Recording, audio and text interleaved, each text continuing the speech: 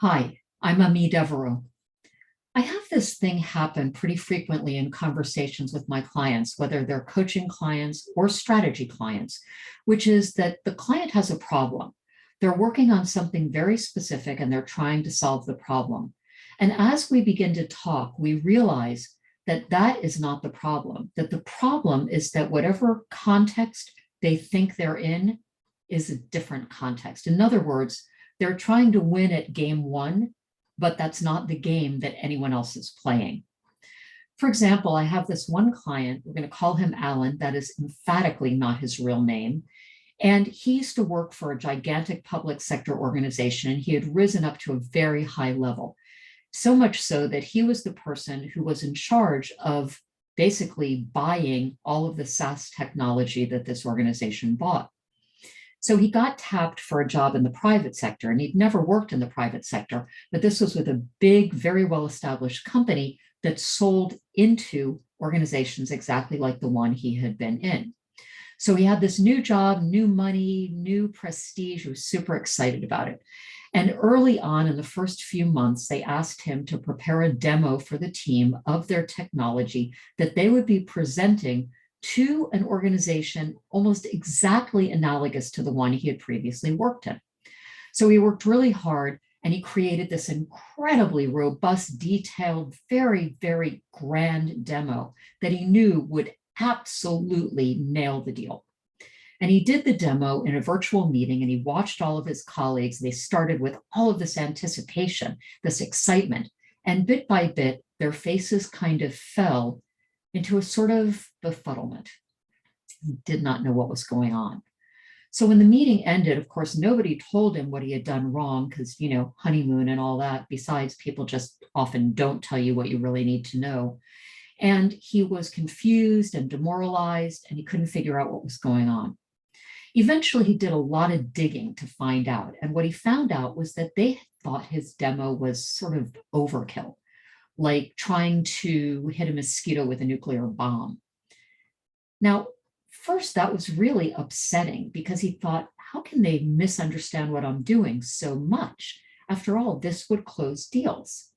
And then he got indignant and he thought, how dare they? I used to have the exact job that the person we're presenting to has. I know that this demo would get us the deal. So he kind of stomped around for a while and sulked a little bit and didn't know what to do about it.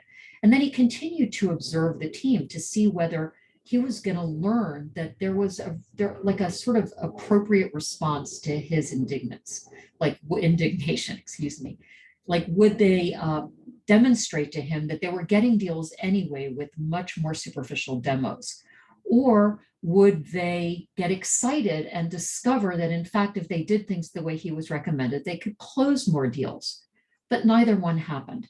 And as time went on, he started to notice this other thing, that where in his previous job, he had worked super hard, nights, weekends, there was always all this pressure. There was never enough money or time or people, and everybody was rolling up their sleeves and really toiling. In this organization, nobody seemed to do that. Everybody was done by 5:30 or 6 o'clock at night. Nobody worked weekends. There wasn't a whole lot of pressure. They did demos, the RFPs came and went. And he realized that it wasn't that they didn't like his demo or even that they did like his demo. It was that they were indifferent. They didn't care whether his demo or their demo would close more deals. In fact, they weren't that concerned about sales at all. That's really weird, he thought. I came here to expand my horizons, to grow my capacity, to take all of this experience I had and apply it in an organization where it would really matter, where revenue was at stake. But nobody else seemed to share that hunger or that passion. He had joined an organization that didn't have the culture he expected. In fact, he was playing a game in which the entire point structure was based on sales, and they were playing a different game. This happens incredibly frequently.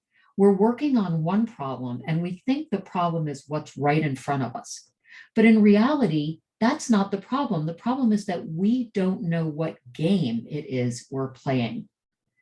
Now, once he had this recognition, then he had a really different problem.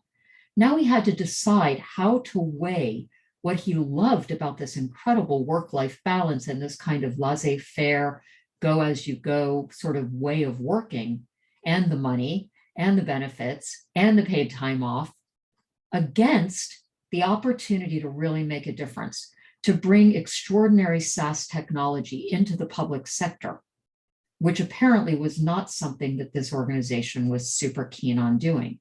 They weren't against it, they just weren't driven. And he is driven. Once you roll back your sort of vantage point and you can identify what the context is, what the culture is, what the game being played is, suddenly the options and the necessities that are driving your decision making are very, very different from what you thought before. So he's left with a different dilemma. He thought he was going to try to figure out how to do the demo in a way that would satisfy his colleagues. And now he's faced with a question of whether he can live in the culture he finds himself in, and whether there's even any way he could have known that in advance. And of course, between you and me, the odds are he really couldn't have, because for people in a culture, it's just the way it is. It's like the water that fish swim in. If you could interview a fish, it would probably not know what water is. I hope this has been helpful and that you can look somewhere in your current reality and find a place where maybe you've misidentified the game. Maybe the game has a different point structure than the one you're working on. Because if you can find that disconnect, you can open up a world of new opportunities and new possibilities in your own decision making. Please subscribe to this channel, and I hope you'll go to my website, beyondbetter.io, and subscribe to the newsletter. There you'll get the articles straight to your inbox, and the articles tend to be more fleshed out.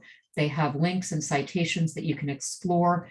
And of course, they're also something that is easier, in my opinion, to read than to watch. I don't like videos, so I only do them because people seem to like them. But in my personal taste, writing is better. All right, I'll see you next time. Thanks.